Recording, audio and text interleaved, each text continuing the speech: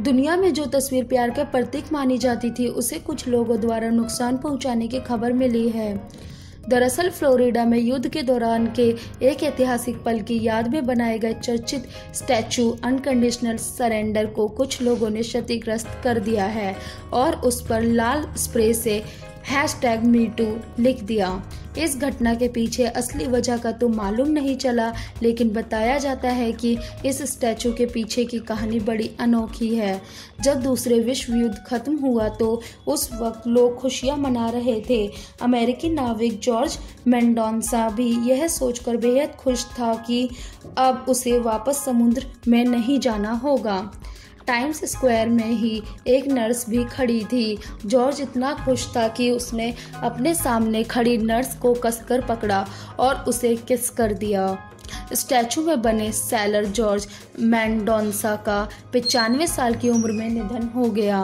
वहीं स्टैचू में बनी नर्स का नाम ग्रेटा फ्रेडमैन है, जो इस समय 95 साल की है। उन्होंने कुछ समय पहले एक इंटरव्यू में कहा था कि वो किस उनकी मर्जी के खिलाफ किया गया था। इस इंटरव्यू के बाद अनकंडीशनल सरेंडर स्टैचू को नुकसान पहुंचाया गया। जॉर्ज के मरने के बाद कुछ लोगों ने इसे #MeToo से जोड़ दिया है और स्टैचू को क्षतिग्रस्त कर दिया है। अभी तक पुलिस उन लोगों को नहीं पकड़ पाई है जो इस घटना में शामिल थे।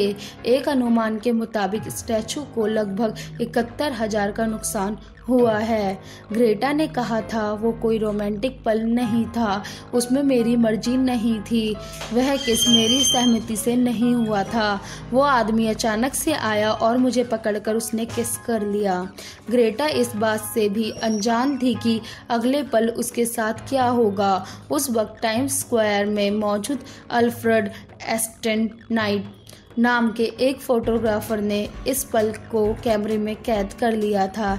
एक हफ्ते बाद लाइफ मैगजीन में ये तस्वीर प्रकाशित हुई। किसिंग की यह तस्वीर बेहद लोकप्रिय हो गई थी। इसके बाद इस तस्वीर की याद में कई स्टैचू भी बनाए गए। कुछ ऐसी ही प्रतिक्रिया जॉर्ज ने 2015 में CNN को एक इंटरव्यू में दी थी। उन्होंने कहा था कि वो उस महिला से टाइम्स स्क्वायर में मिले थे। ज़्यादा नशे की वजह से उन्होंने ज़्यादा ग्रेटा को कसकर पकड़ लिया। उनके मुताबिक ये सब भावनाओं में बहकर हो गया था। बता दें, इस स्टैचू के आगे कपल्स इसी पोज में तस्वीर खिंचवाते हैं। असल न्यूज़ ब्यूरो रिपोर्ट।